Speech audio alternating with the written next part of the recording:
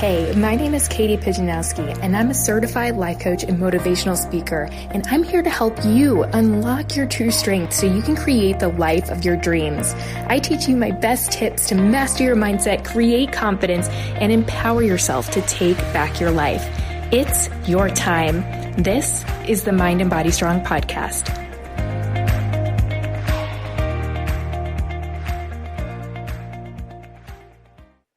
Welcome back to the Mind and Body Strong podcast, everybody. I have a really awesome guest for you today. Her name's Taylor Hoff, and she's one of my close friends. We actually know each other through both living in Dallas. We were both a part of the same sorority and became close while she was here until she went to Florida, left me behind. No, I'm just kidding.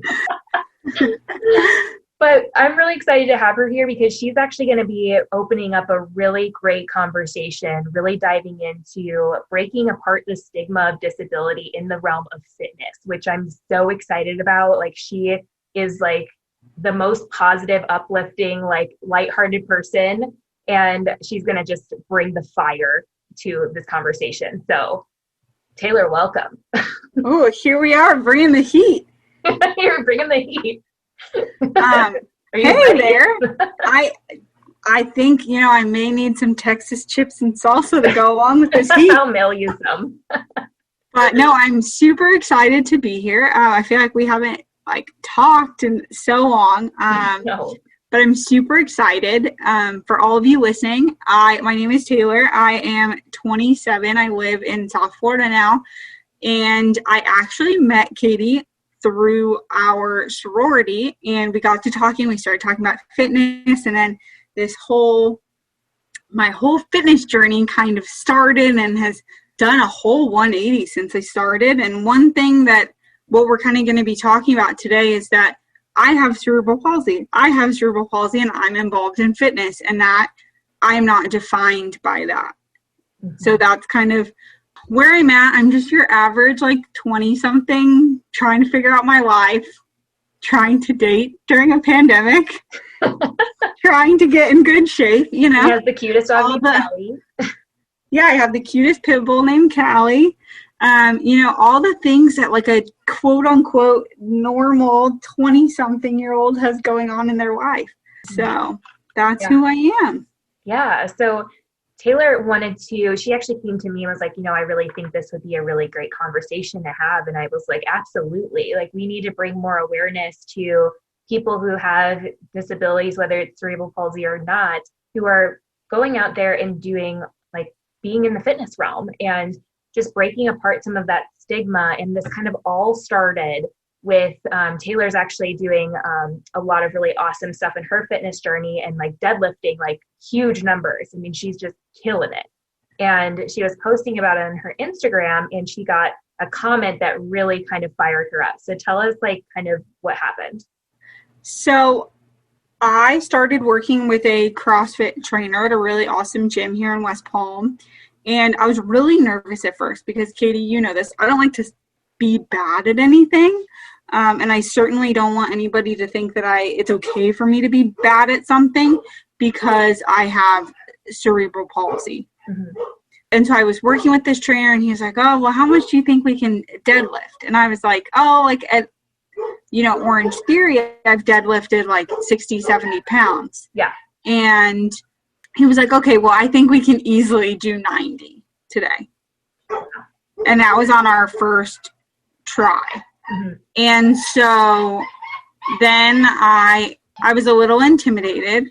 I did it. Working out with a barbell is completely different than dumbbells. And each week we've just progressed by 20 or 30 pounds, which is really awesome. And to kind of circle back, I posted about this achievement because my trainer highlighted me on his Instagram. So I was like, well, shoot, why not let the world in on what I'm doing? Mm-hmm. And my followers. And so I posted the video, and I was like, man, a personal PR, a new personal record, 135 for 2 reps. I actually tried for 3, but we won't go there because I fell. You got the But I didn't fall. I just sat down. And so I posted, and I was getting all this really good hype, and all my friends are really good at hyping me up and, sending me all those heart eye emojis and everything. And then I had one person who sent me a message and goes, well, man, I didn't realize that people like you could lift like that. Mm. And I took a second and I was like, people like me. Is he talking about, am I a woman? Am I a blonde? Am I overweight? Am I too small? Like, you know, and then it kind of came to the back of my head, like, well, man, maybe, you know, he's followed me for a while. Like, maybe he knows that I have cerebral palsy. And so I said, people like me? What do you mean? And he's like, oh, you know, handicapped people. And I was like, okay. And I want to reiterate this statement by saying, I totally understand that what this person was trying to do was give me the biggest compliment ever.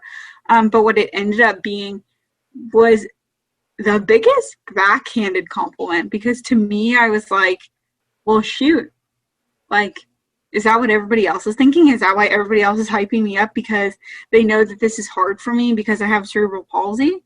Not like, oh my gosh, she did this because 135 pounds is really a lot when she only weighs 145 pounds. And so it really kind of, like you were saying, just lit a fire under me. And I was like, you know, this could go one of two ways.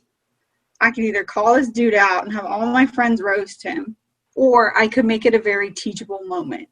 And I tried to reach back out to him. He blocked me or deleted his account. And I asked a couple of my friends and I said, hey, I'm super fired up about this. Do you think I am being crazy about being upset about this? Or do you think I'm entitled to how I'm feeling? And they said, and I kind of showed them what I wanted to write out. And they're like, you know what? I think that this is the perfect thing for you to say. In my entire Instagram post, which if you follow Katie, she can feature me on her Instagram so you guys can all see it, basically said, I said, welcome to my TED Talk, that this is not to condemn anybody. This is not to make anybody feel ashamed, but to educate people because other people may be going through the same struggle. I'm a badass and I just lifted 135 pounds. I am not going to let somebody else diminish that for me. Yes. Not letting someone else diminish your achievement is so vital, because whether it's 135 pounds or maybe if you've never deadlifted before and you got 50 pounds up, it's like you don't need to diminish that for someone who's celebrating a moment in their journey. Exactly, because said person, or any person really, or even me talking to you, Katie, or you talking to me, you don't know what hurdles I've had to overcome emotionally, physically, you know, spiritually, whatever they may be, to achieve that accomplishment. And so that's where that fire kind of came from. And I am super fortunate with my cerebral palsy that I have a super mild form of CP. And for those of you that... Yeah, like tell us what it is, just so like we can back up and give our audience a good picture of what you're talking about. So CP, I'm going to try to find like the most delicate way to put this, is a neurological disorder where the brain has abnormal development. So in this case, mine was because I was born almost 3 months premature, so my brain wasn't developed. So for me, it's a neurological disorder where my brain doesn't send the right signals to my muscles to walk my foot all the way through from heel to toe. So as of right now, I have a limp on my right side, which really isn't all that bad. Whereas a lot of kids, people, adults with cerebral palsy, it affects all of their limbs. It affects their complete neurological development, their speech, their ability to complete occupational tasks. So I am super fortunate. And I've also been fortunate enough to volunteer with other kids who are less fortunate. And it kind of puts things in perspective for me of how truly fortunate I am. Mm-hmm. Now, when I was younger, my cerebral palsy was a lot more severe. I actually walked basically pigeon-toed on both legs. And I was constantly like tripping over myself. And my parents, I've never had surgery. My parents found like therapeutic treatment routes and non-invasive treatment routes. So I've had casts on both my legs. I've had E-stim therapy, which is basically like little shock waves like going through your muscles.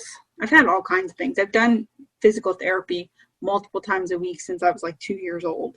I've had the same orthopedic surgeon since I was 2 years old, same physical therapist. So that's to kind of paint a picture. That's kind of what cerebral palsy is. It looks different in everybody. It really just depends kind of how your brain developed in utero. Yeah. So it's on a spectrum, and yeah, it just affects everyone so differently. And whether it's cerebral palsy or not, like we had mentioned, like giving people the space to just do what they need to do and not diminish them and not push them into boxes, and not to, you know, would you say that the comment that this, you know, unsaid person said to Taylor, like, oh, I didn't know people like you could lift that much. Like, would you say that to someone who is able-bodied? And if that's not true, then okay, you don't need to say it at all. That's how I see it.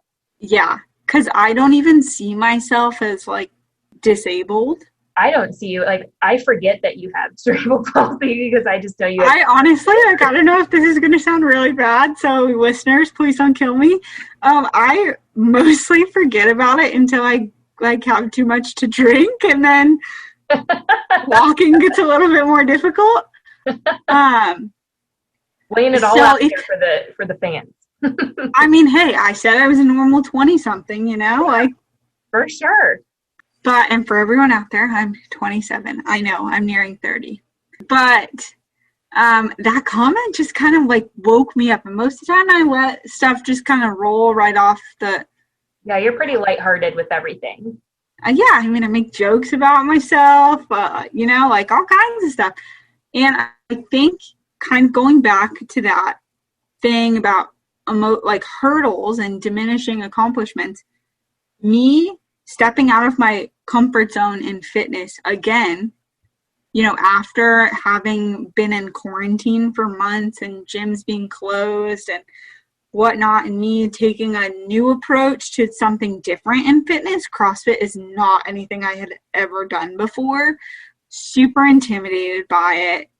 And, you know, it's like, hey, I'll try it. I have a couple friends who do CrossFit, and they do CrossFit with what they call like adaptive CrossFit for people who are disabled. And my friend actually put me in touch with my trainer because she had worked with him previously and said, I think he'd be really great for you. Just kind of lay it all out there for him. And that's just the kind of person that I am, is that when people do have questions, I just kind of lay it all out there. I mean, Katie, you've been my friend for, like over 2 years now. Mm-hmm. And any question you've ever had, I've answered. So. Mm-hmm. Absolutely. And I wanted to circle back around too, because now like you've kind of really journeyed, and I've watched you do this just over the past 2.5 years, really go from this place of being intimidated with like fitness in general to stepping in and doing it on your own at home, to then being at Orange Theory and being like a really consistent, you know, very, very consistent there. And now going into this whole journey with CrossFit.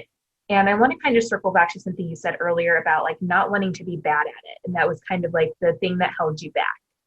And I know that was a little bit previously, but what were some of the things going on in your head before, and how did that shift for you? Packing the heat here. Always. I am my own worst enemy, truly, because my mindset before, and I know this, I'm going to sound like such a hypocrite because I say I don't want to be defined by my CP, was my mindset before was I don't want to be bad at it because I don't want anybody to feel pity for me, or I don't want anybody to feel bad for me because they know about the fact that I have cerebral palsy. And then, as Katie mentioned, so I started out my journey working out from home, getting some help from her with form and workouts and whatnot. And then I tried Orange Theory, and I did Orange Theory for 2 years. I took over 200 classes. And the great thing about Orange Theory is that you can modify everything. And so that was a great place for me to start, and a great place for me to gain that confidence of, okay, well, it's okay to be bad at it because other people are bad at it too. And we're all just here trying to be the better version of ourselves. And so then I was kind of telling you this, Katie, it just kind of happened on its own. It's not like I woke up one day and was like, damn, I'm going to be the best version of myself today in my workout. Day. But I think what made me want to do that was challenging myself in new ways, both physically and emotionally and nutritionally. Nutrition was like the biggest hurdle for me. But then once I realized that I had the tools to achieve things the way that worked best for me, that also gave me the confidence. Mm-hmm. And now the mantra that I have going into it is things don't get easier, I just get stronger. Yes, things don't get easier, I just get stronger. So good. Like, for example, I hate sit-ups because my core just isn't there because the muscles don't engage the right way, not to get all technical. But I'm going to give you guys a scenario. When I first started with my trainer, I could do one whole sit-up without using my hands. One. The other day, I did 40 in a row. And not because it got easier every single time. Mm-hmm. Just because I wouldn't let myself not do them because they were hard.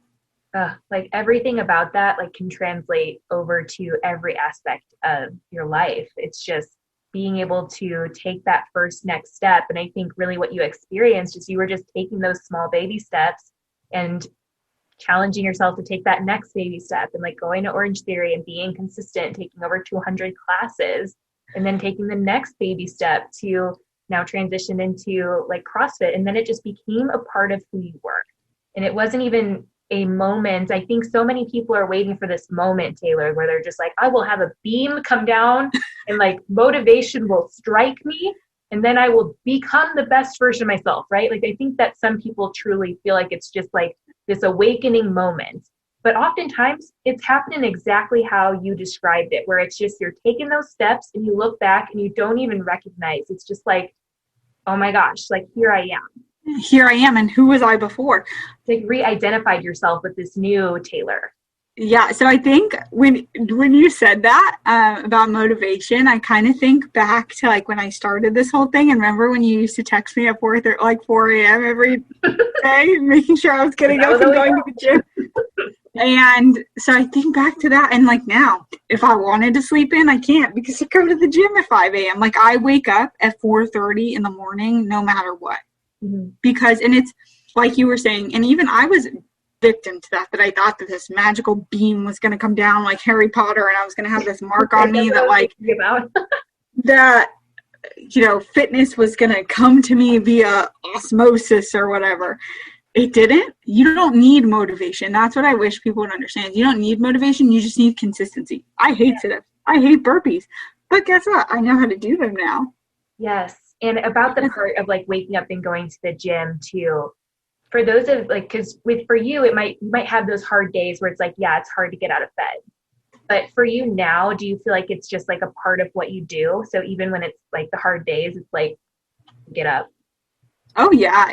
And for me, the gym is even like my safe space, or like my, you know how some people go to church to look for clarity, or they meditate for clarity or pray for clarity. I go to the gym and like lift some heavy weights, and yes, all about it. Subconsciously things will work themselves out.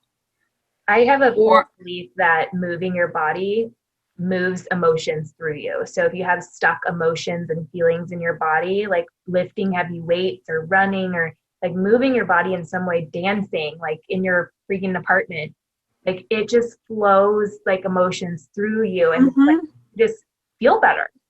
And endorphins do amazing things for the body. I would also say that moving my body in whatever way it is has totally helped my emotional state too. So yes, if you're having a hard time, or if you're struggling, side note, on top of having cerebral palsy, I also deal with depression and anxiety on top of all things.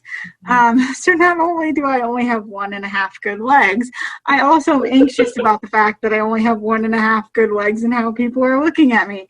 So it's a catch-22.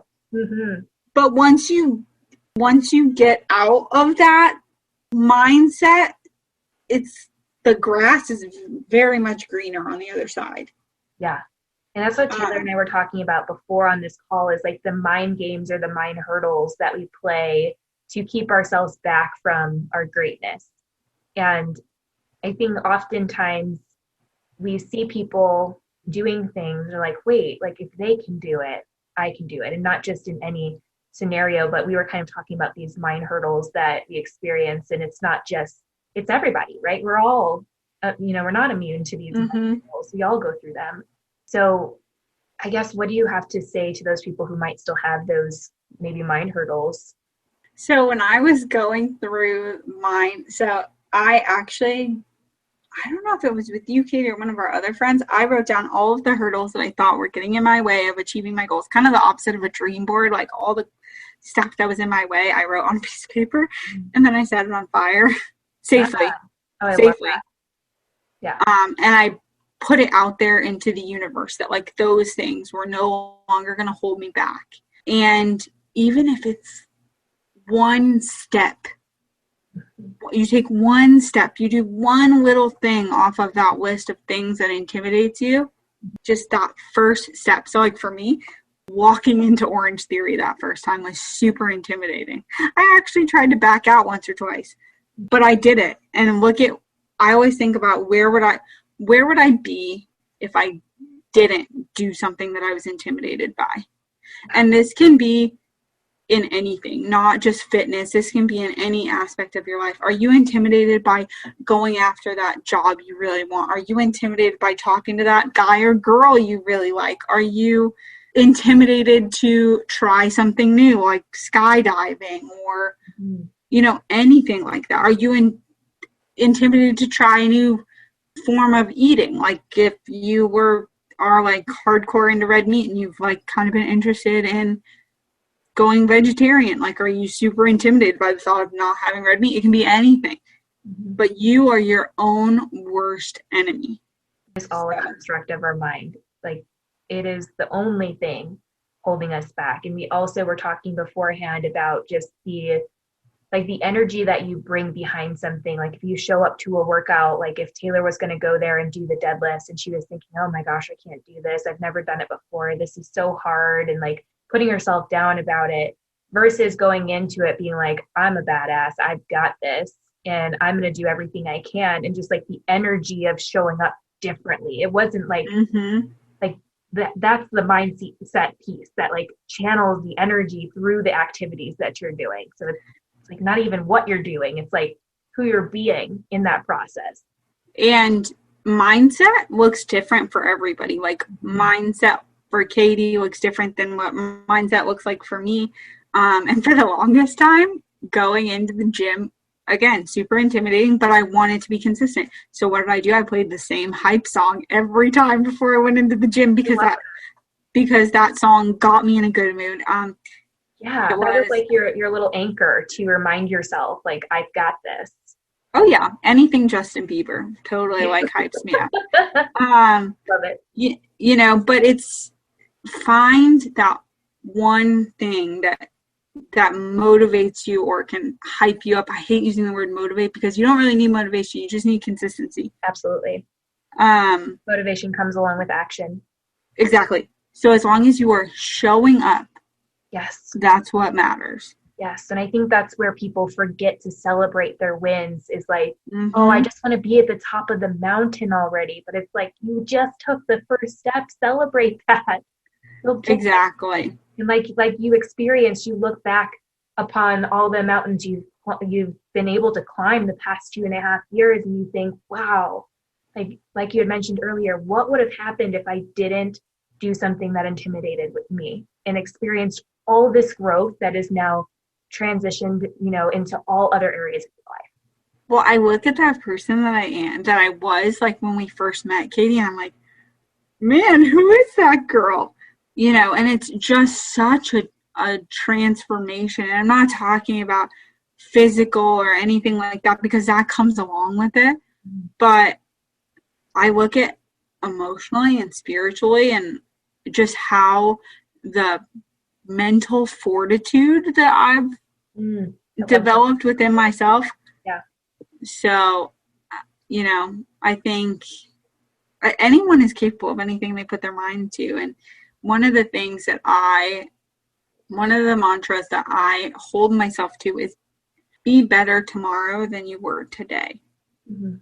And that could be in anything. So whether that be I'm a nicer person tomorrow than I was today, or I smile more tomorrow, or I lift heavier tomorrow. It's really all relative. Mm-hmm. But I don't ever want anybody to feel diminished of their accomplishments because of their hurdles or because of something someone said. Because if I got my feelings hurt every time someone said something that wasn't nice or not perceived as nice, I would be crying all the time. Mm-hmm. So yeah, and look at all the mountains you've been able to climb because you were able to have the mindset to block out the people who clearly don't have your best interest in mind anyways if they're going to be saying that stuff. And exactly. Now I'm not people control us, you just can't do that. Yeah, and I'm going to kind of give a funny story here to talk about mindset, and I know that Katie knows this story, but I was dating somebody, and I dated them for 3 years and 3.5, and I actually hid the fact that I had cerebral palsy for the first 3 months that we were dating. Mm-hmm. And then he saw me limp one day, and he's like, "Oh, are you okay?" And I was like, "Oh yeah, I guess we have to talk now, but I'm fine." And he's like, "Talk?" And I was like, "Oh yeah, man, gotta tell you, I'm trying to hide it from you, but I have cerebral palsy, and I just didn't want you to feel a certain way or feel pity or this and that and the other." And he was like, "Well, man, that's kind of dumb. Why would I think any less of you because you're an amazing person?" Wow. Yeah. Isn't that funny? And the only thing was your perception of how mm-hmm. having cerebral palsy was going to impact someone else and how they viewed you. And just telling someone, and I know you now, you tell everyone, you're like, "Yeah, it's fine." You just tell everyone it's just reporting the news. You're like, "Yeah, you didn't already know? Come on, get on board." Yeah. That's how you are now. So it's just it's so fun to see how you've been able to really not I don't want to say, own it, but also it's not fully a part of you. That's the bigger part of the conversation that we wanted to have is you're not defined by this disability. No, I'm not. I have done so many really great things with my life. I was told I was never going to draw. I was told I was never going to go to school and be able to walk independently. I've done that. I was told I was never going to drive a car normally, that I was going to have to drive with hand controls. I've done that. I was told I was never going to be able to live independently. I've done that. Mm-hmm. And I've worked for some really amazing companies that no one would have ever thought that this person with cerebral palsy would be able to go work at a huge company or I work in healthcare now, that no one would think those things because they think that, oh man, I'm kind of getting choked up. They think that people with disabilities are worth less than, or they're not capable enough of. Yeah. When I know that I am much better off than a lot of people, whether that be because of my own self-determination or the resources that were provided to me because of my parents, which I'm super thankful for, for all the non-invasive, non-surgical treatments that I got, but I understand that. And I also I say this all the time, that I am much more of a humble person because of the disability that I have. Mm-hmm. That it has given me, I hate the word disability, but that it has given me the ability to see things through a different lens. Yeah. Because you don't know what someone else is going through. You don't know if, for example, for me, putting my pants on today was hard because that might be something that you take for granted. Mm-hmm. Or fun fact, I couldn't wear pants with buttons until I was like 12, and I couldn't ride a two-wheeler bike until I was 11. Mm-hmm. These are all things that people take for granted that I've achieved them, Mm-hmm. but they didn't come easy. Yeah. And I also think you're almost at a more of an advantage than someone who is able-bodied because you've overcome so many challenges that you were told, oh, you're not going to be able to do all these things. And you proved all of those and hundreds more wrong. And because of that, I feel like the mental, like emotional toughness that you've built up through that is something that someone who takes all those things for granted doesn't have that same ability to do. So when they have hard things that come up, they might not be as resilient as you. Mm-hmm. It's actually kind of funny that you mentioned that because I had a friend, Katie, I think you've met her. I'm not going to say her name or anything. But she was diagnosed with something and she was really struggling to come to terms with it. Mm-hmm. And she had kind of that same mindset that I had before. And it was having to show her that there is a light on the other side and that she can advocate for other people who have what she has. Mm-hmm. That really opened her eyes.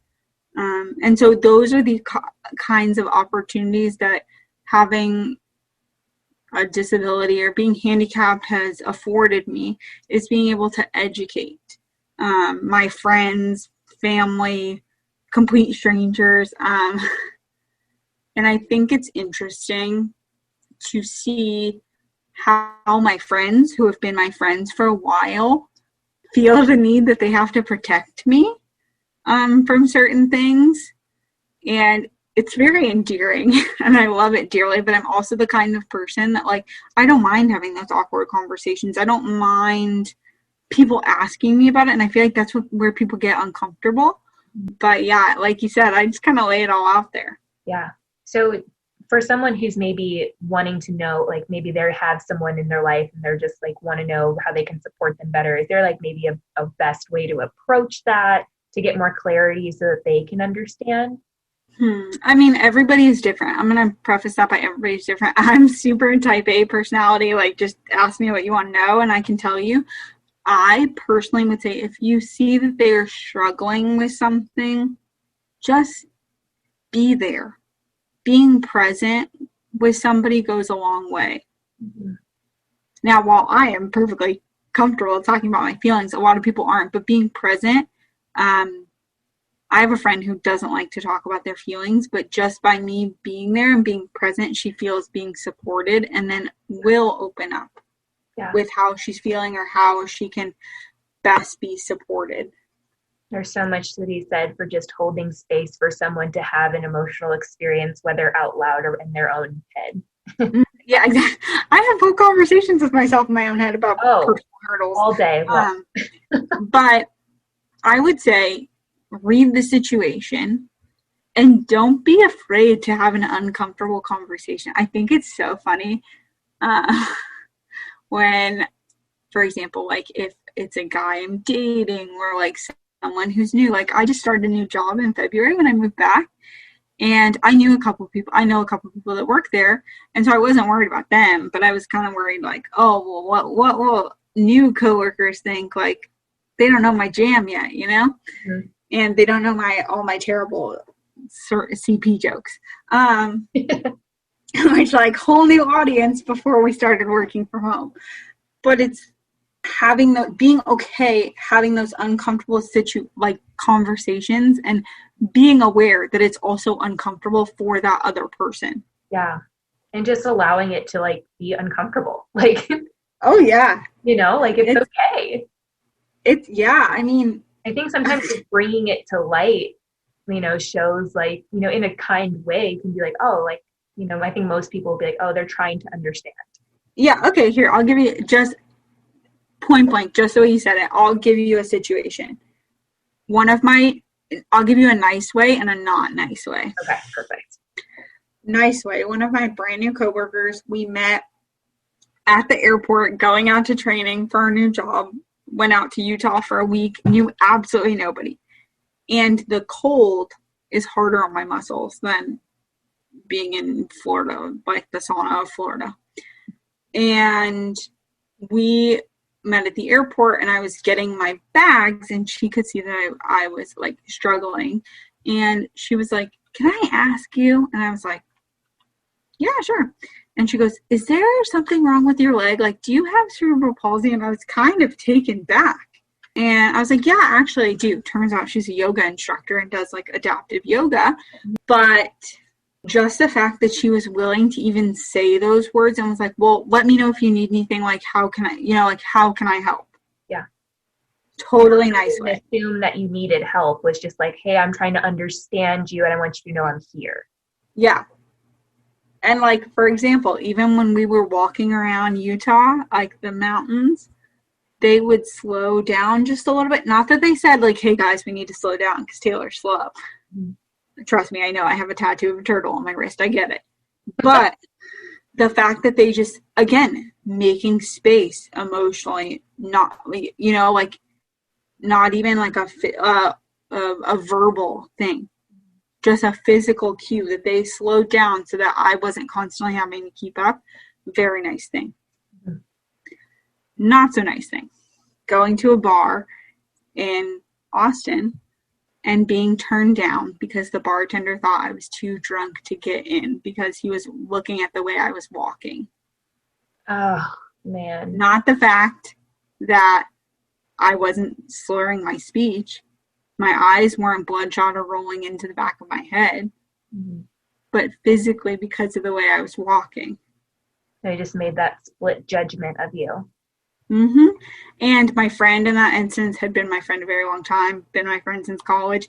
She kind of exploded on said bouncer, and she got super upset, started crying, which is like, I love her to this day. But I was like, man, is that really what people think of me when I walk? Like, do they think I'm just drunk all the time? Because if that were the case, I really wish I was. But, and then, of course, like the owner of the bar came out and was super apologetic and this and that and the other. But I just tried to make it a teachable moment of that bouncer should have noticed that I wasn't slurring my words, that I was not acting inebriated, that my physicality does not define like me or my where, Absolutely. Yeah, it's just been so good, and you just have such great insights on all of this stuff, and I know that everyone's going to take so much away. So I'm going to link like your Instagram and things like that in the description so people can come find out like what you're doing with your fitness journey currently and just chat with you. And if they have questions, they can seek you out. But I want like whatever last tidbits or last words you want to leave all our people with before we go. Well, first, I want to shout out, just in case she listens to this, because I'm sending it to her, is my physical therapist, Katie, who I've had. Her name is also Katie. It's a great name. She has seen me through and through, and I am very stubborn and can be hard to deal with. Shout out to her, just in case you listen to this. And my last piece of advice. Gotta really pack the heat. Yeah, I started out with all this heat. Now I gotta repack it all is don't be afraid of who you are.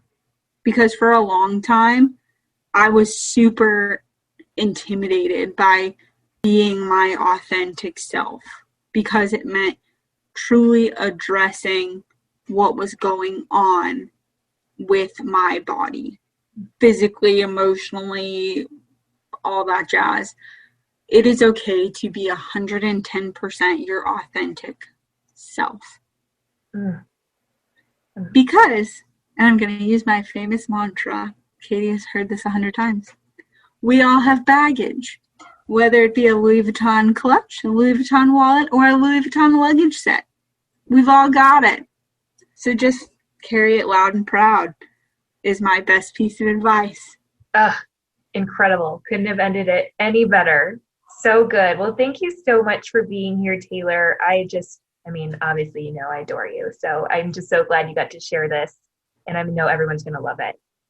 Well, thank you for having me. And I really do hope that you guys listening do reach out to me, whether it's to tell me that I was totally terrible and need to learn how to talk to people, or to ask questions and have those uncomfortable conversations, because I am super involved with tons of organizations. So I'd love to chat with you guys and see what you think.